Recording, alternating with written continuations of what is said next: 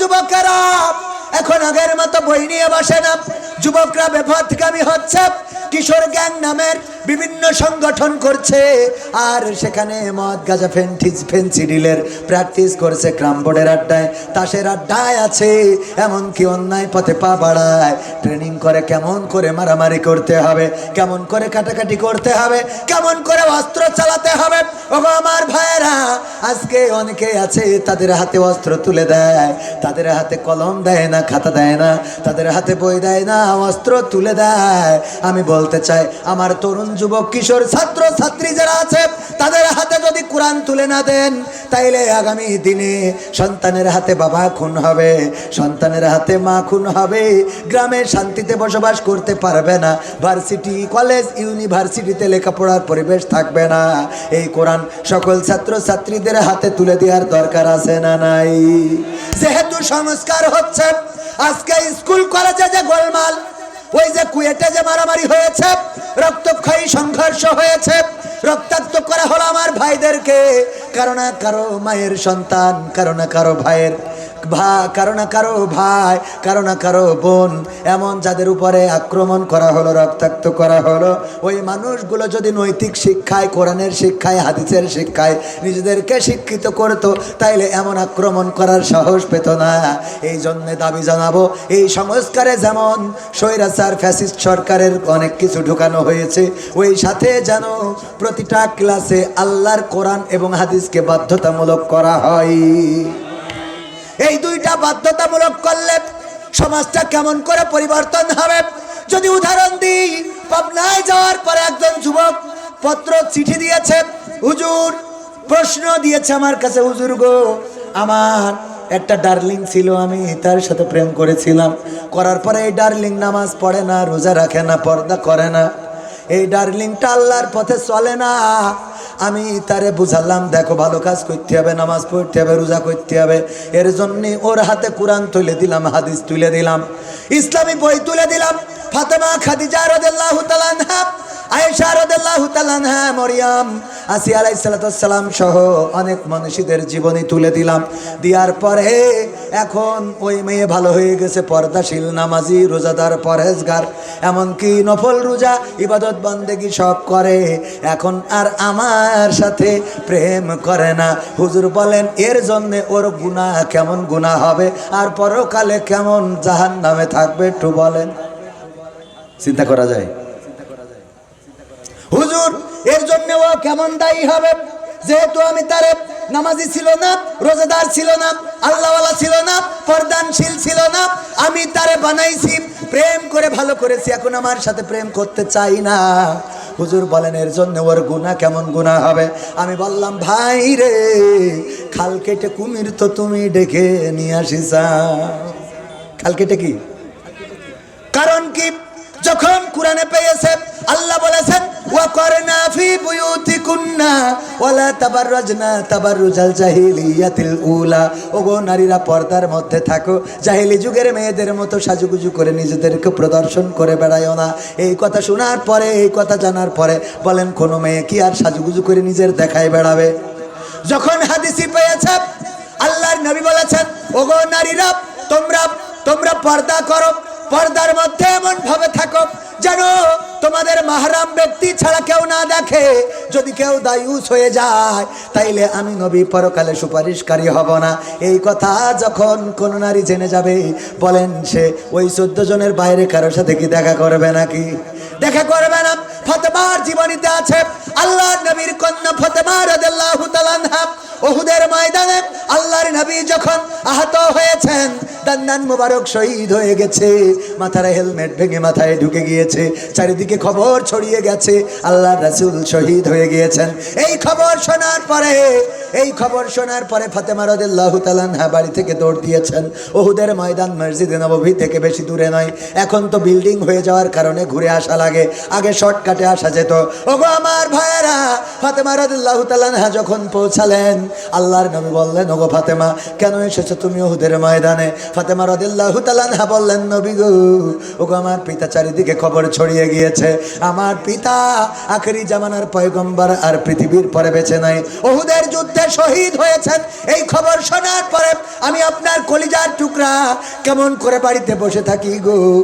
এই জন্য আমি ছুটে এসেছি উহুদের ময়দানে আমার বাবা কেমন আছে খবর নেওয়ার জন্য। আল্লাহর নবী বললেন, ওগো ফাতেমা, তুমি কি জানো নাকি তোমার বোরখার মধ্যে ছেঁড়া আছে? যেই ছেঁড়া জায়গাটা দিয়ে তোমার শরীরের রংটা দেখা যায়, তোমার গায়ের জামাটা ছেঁড়া আছে, যেই জায়গা দিয়ে তোমার শরীরের রংটা কেমন এটা দেখা যায়, তোমার শরীরের রং দেখা যায়। আল্লাহর নবীর কন্যা ফাতেমা বললেন, ওগো বিশ্ব নবী, আমি জানি আমার জামাতে ছেঁড়া। এই ছেঁড়া জায়গাটা আমি যখন রওনা করেছি তখন ছেঁড়া জায়গাটা মুট করে ধরে নিয়ে এসেছি। আমার এই ছেঁড়া জায়গা দিয়ে পৃথিবীর কোন মানুষ আমার গায়ের রং দেখতে পারে নাই। আল্লাহর নবী বললেন, ওগো ফাতেমা শুনে নাও, এত শক্ত কথা হারি মাঝে মাঝে চিন্তা করি পরকালের ময়দানে আমাদের কি উপায় হবে। আল্লাহ রাসূল, যেই রাসূল ফাতেমার ব্যাপারে বলেছেন, কেউ যদি আমার ফাতেমাকে কষ্ট দেয় সে যেন আমি নবীকে কষ্ট দেয়, আর কেউ যদি আমার ফাতেমাকে খুশি করে সে যেন আমি নবীকে খুশি করি। শুধু তাই নয়, আল্লাহর নবী যখন কোন সফরে যেতেন সবার শেষে দেখা করতেন ফাতেমা রাদিয়াল্লাহু তাআলা আনহার সাথে, আর এসে সবার প্রথমে দেখা করতেন ফাতেমা রাদিয়াল্লাহু তাআলা আনহার সাথে। শুধু তাই নয়, যখন আল্লাহর নবী ইন্তেকাল করেছেন ফাতেমা রাদিয়াল্লাহু তাআলা আনহা খুব করে কান্নাকাটি শুরু করলেন। এত কান্নাকাটি করছেন, আল্লাহর রাসূল ডাকলেন, ফাতেমা এদিকে আসো। ফাতেমা আল্লাহর রাসূলের কাছে আসলেন। আল্লাহর নবী মাথাটা টেনে আল্লাহর নবী ফাতেমার কানটা নিজের মুখের কাছে নিলেন, নিয়ে কি যেন বললেন। ফাতেমা রাদিয়াল্লাহু তাআলা আনহার কান্না বন্ধ হয়ে গেল। আম্মা আয়েশা রাদিয়াল্লাহু তাআলা আনহা জিজ্ঞাসা করলেন, ওগো ফাতেমা, তুমি সবচেয়ে বেশি কান্না করছিলে, তোমার কান্নাটা কেন বন্ধ হয়ে গেল? তোমার বাবা তোমার কানে কানে কি বললো আর তাতেই তুমি কান্নাটা থামিয়ে দিলে? কি এমন সুসংবাদ তোমার দিয়েছে? আল্লাহর নবীর কন্যা ফাতেমা বললেন, আমার পিতা বলেছেন, ওগো ফাতেমা তুমি কান্না করো না, তোমার কান্না আমার সহ্য হয় না। এই মৃত্যুর সময় তোমার কান্না আমার কলিজায় আঘাত করে, তোমার চোখের পানি আমি সহ্য করতে পারি না। ওগো ফাতেমা, তোমার কাছে আমি একটা সুসংবাদ দিয়ে দিই, আমি মৃত্যুর পরে প্রথমেই তোমার সাথে পরিবারের যার সাথে আমার দেখা হবে প্রথম ব্যক্তিটা হলে তুমি। এই ফাতেমাকে আল্লাহ নবী উহুদের ময়দানে বললেন, ওগো ফাতেমা শুনে নাও, ওগো ফাতেমা শুনে নাও, ওগো ফাতেমা শুনে নাও, তোমার বোরকার ছেঁড়া জায়গা দিয়ে যদি পৃথিবীর কোন মানুষ তোমার গায়ের রং দেখে ফেলতো, আমি নবী ওই পরকালের ময়দানে তুমি আমার কন্যা এই পরিচয়টা দিতাম না। নবীর কন্যা ফাতেমার গায়ের রং পৃথিবীর মানুষ যদি দেখে ফেলতো, আল্লাহর নবী নিজের কন্যার পরিচয় দিতেন না। আর আমাদের মা বোনেরা চিন্তা করে দেখেন, আপনারা আমরা তাইলে কোথায়? আমাদের যে সুন্দর চেহারা দেখায় বেড়ান ঝিকরগাছার বাজার, যশোরে কালেক্টরেট মার্কেট ঘুরে বেড়ান, আল্লাহর কাছে কি জবাব দেবেন? ওই পরকালে আল্লাহর নবী দায়ুসদের ব্যাপারে সিদ্ধান্ত রাসূলের সুপারিশ করবেন না, ওই পরকালে কত বিপদে পড়ে যাব। ওগো আমার ভাইয়েরা, ওই যে সিটির কথা বলছিলাম, ওই যুবকটা প্রেম করার পরে তারে পর্দানশীল বানাইছে, তারে ইসলামী সাহিত্য পড়াইছে, কোরআন পড়াইছে, তারে কোরআন হাদিস জানানোর কারণে যখন এই ঘটনাগুলো পড়েছে, বলেন দেখি কোনো প্রেমিকের সাথে এই মেয়েটার কথা বলবে নাকি? কথা কয় না। ওয়াজ করার কি দরকার আছে? কোরআন হাদিস তুলে দেন। কোরআন হাদিস যদি আমার ছাত্রদের পড়াতে পারেন, কোরআন হাদিস যদি আমার ছাত্রদের কম্পালসারি করে দেন, তাইলে এই ছাত্রগুলো এমন ভাবে বেড়ে উঠবে যে এই ছাত্রগুলো আর মারামারি কাটাকাটি করবে না, জেনা করবে না, ধর্ষণ করবে না, ওই জাহাঙ্গীরনগর বিশ্ববিদ্যালয়ে ছাত্রলীগের নেতার মতো ধর্ষণের সেঞ্চুরি করে অনুষ্ঠান করবে না। যদি কোরআন হাদিস আমার ছাত্রদেরকে শিখাইয়ে মানুষ করে তুলতে পারেন, এই মানুষগুলো দুনিয়ার জন্য হবে শান্তি, আর পরকালের জন্য আমার আপনার নাজাতের সুপারিশকারী, আমাদের ওসিলা হয়ে যাবে। সবাই জোরে জোরে বলেন সুবহানাল্লাহ। আমরা এমন সন্তান করতে রাজি আছি না নাই? আমি প্রথমে যে আয়াত তেলাওয়াত করেছিলাম, আল্লাহ বলেছেন ইয়া আইয়ুহাল্লাযীনা আমানু কু আনফুসাকুম ওয়া আহলিকুম নার। ওগো ঈমানদারেরা শোনো, তোমরা নিজের আগুন থেকে বাঁচো এবং তোমাদের সন্তানদেরকে আগুন থেকে বাঁচাও। ভাইরা আমার, দাঁড়ানো ভাইরা, আমি যে কথা বলছি এগুলো কি কোরআন হাদিসের মধ্যে না বাইরে? মধ্যে। যদি কোরআন হাদিসের কথা বলি ওই ফাঁকা গ্যাপটা একটু পূরণ করে দেওয়া যায় না আমার শোনো ভাইরা, আমার যুবকেরা, আমার কলিজার টুকরারা, আমি বিশ্বাস করি যে আপনারা বাকি জায়গাটুকু পূরণ করে দিবেন। রাস্তায় অনেকেই দাঁড়ানো আছেন, ওখান থেকেই যেহেতু শোনা যাচ্ছে দেখা যাচ্ছে, এসে বসবেন কেন, এই নিয়ত করেছেন এখানে বসলে আসলে আল্লাহ রাব্বুল আলামিন শুধু সোয়াব দেন না, জীবনের আমল নামা থেকে ছগিরা গুনাহগুলো মাফ করে দেন, বলেন সুবহানাল্লাহ। ছগিরা গুনাহগুলো ঝরে যেতে থাকে আর কি সোয়াব। তো আর অল্প সময় আছে, এই অল্প সময়ের মধ্যে কিছু সঙ্গীত শোনানোর দরকার আছে না নাই? কিছু সঙ্গীত, হ্যাঁ হ্যাঁ ওই সেটাই তো বললাম যে কোরআন হাদিস এটা যদি স্কুলেও শিখায় তাহলে আমাদের স্কুলের ব্যাপারেও কোনো আপত্তি নেই, কথা কয় না। যদি অনেকেই মনে করে হুজুররা খালি মাদ্রাসা, না, স্কুলে কোরআন হাদিস শিখান, আমরা স্কুলে পড়াতে বলবো, কথা কয় না। যেমন আমি বলি, অনেকেই মনে করে এখন আবার বিএনপির ভাইরা আপনার মতো যারা থাকে যেই হাত উঁচু করায়, আল্লাহর পথে, দিনের পথে, কোরআনের পক্ষে, ইসলামের পক্ষে থাকতে রাজি কারা কারা হাত উঁচু করেন। আরে বাবা, ওরে বাবা, আমি মানে এটা বলছি, অন্য জায়গার উদাহরণ দিচ্ছি। এই যে হাত উঁচু করায়, বিএনপির নেতা কয় হুজুর তা ভোট তো করে থেকে গেলেন, তা আমরা বিএনপিরা কি দোষ করেছি? মানে আমরা ইসলামের পক্ষে তুলে থেকে গেলি মনে করে জামাত ইসলামের পক্ষে তুলে দিই, কথা কয় না। এই কি মনে করে জামাত ইসলামের পক্ষে? আমি ক্লিয়ার করে দিয়ে বলছি, এই বাংলাদেশে যদি আওয়ামী লীগও আল্লাহর জমিনে আল্লাহর কোরআন কায়েম করতে চায়, সেই আওয়ামী লীগ করতে আমাদের কোনো আপত্তি নাই। সেদিন একজন বলছে তাই বলি আওয়ামী লীগ দিয়ে করাবো না। আমি বলছি শেখ হাসিনাও যদি কোরআন কায়েম করে দিতে চায় তার এই দেশে আনতে কোনো আপত্তি নাই। বলছে ও কোরআন কায়েম করলে ওদের নেবো না, মানে ওর এত রাগ, বলছে ওদের নেবো না, বলছে আপনি ওর বাদে ঠিক অন্য কথা কন, মানে এত রাগ ওর। আমাদের মসজিদের সাবেক ইমামের মতো, সাবেক ইমামের আমি বলছি আল্লাহ যদি চায় শেখ হাসিনারও আল্লাহ ক্ষমা করি জান্নাত দিতে পারে। তা বলছে আল্লাহ তো তোর মতো পাগল হয়ে গেছে। বললাম কেন? তা বলছে পাগল হয়ে গেল না, আল্লাহ শেখ হাসিনারও ক্ষমা করবে, এটা মানতে হবে। আমি বললাম আল্লাহ সালি ফেরাউনেরও ক্ষমা করতে পারে। তা বলছে আমরা রয়েছি কি করতে? কেন? তা বলছে আমরা ওখানে ট্রেনই ধরবো। কব এ কোন পলিসিতে জান্নাতে যায়, কোন খুঁটায় সেটা আগে দেখাতে হবে। ও যদি জান্নাতে যায় তা ওই জান্নাতে আমরা যাবো না, মানে এত রাগ। আসলে আল্লাহ যদি চান ক্ষমা করে দিতে পারে না, পারে না। আমার দাঁড়ানো যুবকেরা, আমার তরুণেরা, কিশোরেরা, দিন প্রিয়, ইসলাম প্রিয় ভাইয়ের আব্দুল হাই, সাইফুল্লাহ ভাই কিছুক্ষণের মধ্যেই চলে আসবেন। পরিবেশটা যদি আমি সুন্দর করতে না পারি, ভাই মনে করবেন আমি খুব ভালো ওয়াজ করতে পারি না। তো অন্তত আমার সম্মানটা, আমি আপনাদের এলাকার সন্তান, একটু মান ইজ্জতটা রাখেন, রাখা যায় না ভাই? ইজ্জত রাখার জন্য তো অন্তত এসে বসা যায়।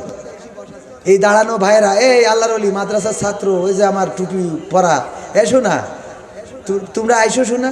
আমি আজকে একটা চমক রাখেছি, আমি আজকে একটা চমক রাখবো। সেটা হলো আমি এমন একজন যুবককে চাইবো যে এই যুবক আল্লাহর জন্য, কোরআনের জন্য নামাজি না, রোজাদার না, দাড়িওয়ালা না, টুপিওয়ালা না, আল্লাহর জন্য তওবা করে আল্লাহর পথে চলার শপথ যদি করে, আমি আমার গার কোটিটা খুলে তার পরাই দিয়ে যাবো এই স্টেজে। এবার বোঝেন, সিদ্ধান্ত নেন কোন যুবক নামাজি না, রোজাদার না, দাড়িওয়ালা না, পরহেজগার না, আল্লাহর জন্য, এই কোটির জন্য না। আমি জাস্ট খালি আমার পক্ষ থেকে এটা হাদিয়া দেব।